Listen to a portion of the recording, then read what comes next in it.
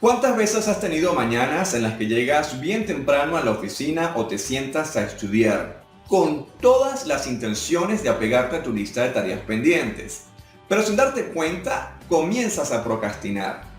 Bueno, cuando menos lo esperas, pues ya desperdiciaste media mañana, se te fue el día y no has hecho lo que tenías que haber hecho en un primer momento. Tu cerebro pues comienza a entrar en pánico y terminas en una larga noche de trabajo. Esto tiene mucho que ver con la productividad. La productividad al final del día es la relación que existe entre el producto del trabajo y los medios con los que cuentas para realizarlo. Suele medirse en unidades de tiempo y expresa la correspondencia, como acabo de comentar, entre el trabajo es decir, las horas de trabajo y el producto realizado.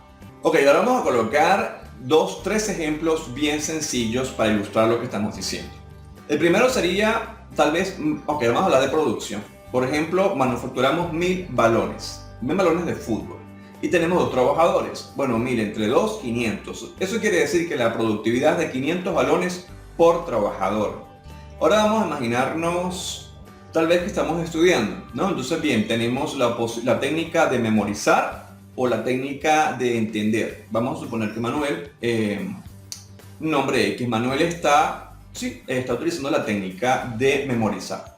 Entonces, él memoriza 20 hojas, que sería la producción, en 10 horas de estudio, que es el recurso. Eso quiere decir que su productividad sería 2 hojas por hora. Si por el contrario utiliza la otra técnica, que ya no es memorizar, sino entender, lo he estudiado, por supuesto, estaríamos hablando que dedicas, por ejemplo, 5 horas para entender 20 hojas. En ese caso, la productividad de Manuel serían 4 hojas por hora. La productividad está relacionada con la eficiencia y el desempeño. En pocas palabras, es una forma de expresar el rendimiento. Y es muy importante porque nos permite conocer qué factores influyen en el trabajo. En cualquier ciclo productivo intervienen siempre muchos factores. El más importante de todos ellos siempre o casi siempre es el tiempo. El tiempo de quien realiza el trabajo. Así pues, como ya lo hemos estado diciendo, el tiempo es uno de los factores más importantes que debemos tener en cuenta cuando hablamos de productividad. También debemos considerar los insumos, el material directo, la materia prima, las herramientas, las condiciones materiales e inmateriales para realizar un trabajo. Cuando hablamos de condiciones inmateriales, estas son de suma importancia.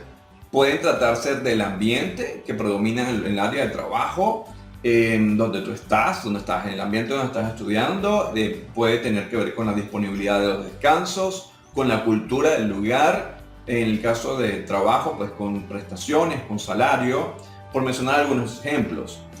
Luego, si nos vamos a imaginar que lo que tenemos que coordinar, administrar o controlar, que estos son conceptos que siempre están relacionados con la productividad, pues cada uno de los factores que intervienen en los ciclos productivos van a estar sujetos a diferentes cambios, modificaciones y arreglos que con el fin de llegar a una rentabilidad de cada ciclo productivo los van a tener en cuenta.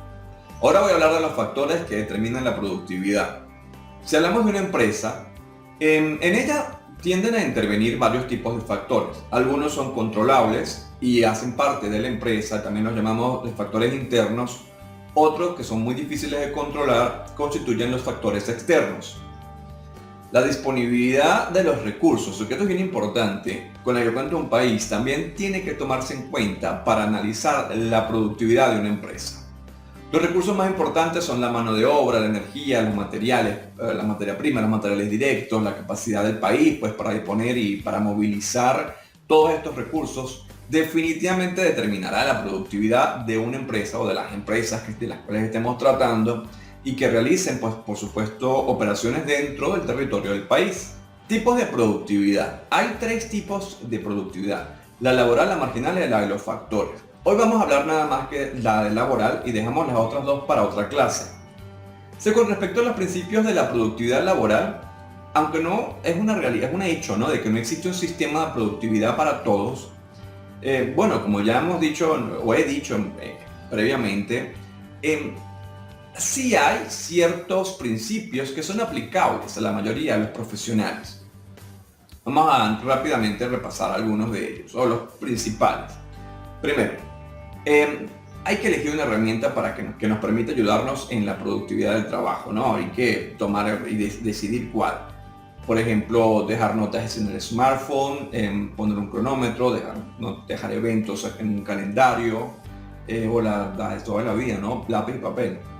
La segunda sería crear un registro de actividades, ¿no? Hay que mantener un registro, es el ideal, mantener un registro de actividades durante varios días y hay que identificar qué actividades se dan más en el tiempo, ¿no? En ese listado hay que incluir definitivamente todo, desde las conversaciones que son telefónicas, reuniones, tareas, tiempo incluso en las redes sociales, los descansos que uno toma y después por supuesto de algunos días, si uno es con esto constante, bueno, se va a tener un panorama relativamente claro del tiempo que se está dedicando a las actividades, ¿no? Y desde allí uno puede como que detectar áreas de oportunidad. La tercera sería planificar el día, ¿no? Hay que dedicar los últimos minutos del día anterior a planificar el siguiente. Hay que hacer un plan, ¿no? Con una lista de tareas que te permita iniciar el día sabiendo qué actividades tienes exactamente que hacer.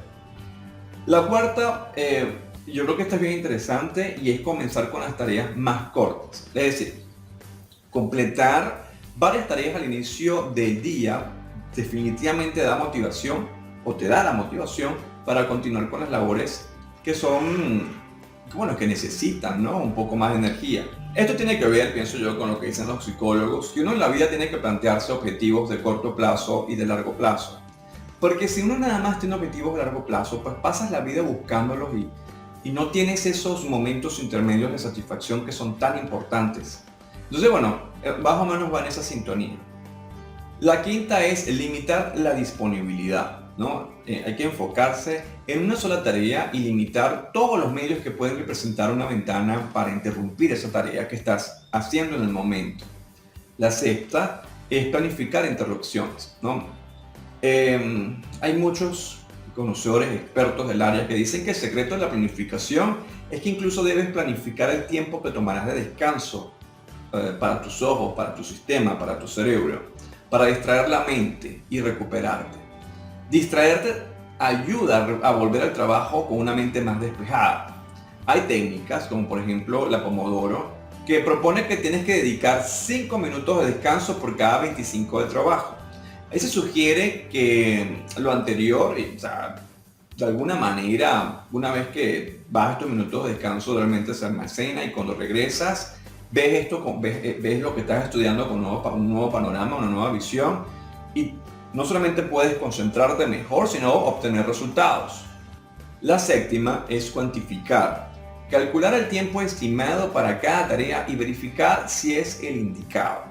Si ves que necesitas un lapso mayor, pues regresa y reprograma. Y finalmente, por último, la octava sería desconectar. Yo creo que esta es tan importante como la sexta, ¿no? Tanto planificar las interrupciones para no perder el riesgo de desconcentrarte, como el desconectarse cada cierto tiempo de todo y simplemente pues asumir y tomar algo tan difícil hoy día, ¿no? En esta nueva vida que llevamos con las redes sociales.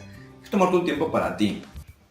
Entonces, ¿cómo se calcula la productividad laboral? Bueno, lo hicimos al principio, hicimos algunos ejemplos, pero creo que vale la pena cerrar la clase recordando que la productividad laboral corresponde a la relación entre la medida del volumen de producción, es decir, el Producto Interno Bruto o valor agregado, y la medida del uso de insumos, es decir, el total de horas trabajadas o de empleo total. Y lo podemos aplicar para todo en la vida. Piense que el ejemplo que dejé temprano ni siquiera era de estar en una empresa haciendo algo, midiendo desempeño laboral, sino era de nosotros sentados estudiando. Porque bueno, definitivamente todos estos conceptos, depende de cómo uno los aplique, lo puede utilizar en cualquier aspecto de la vida.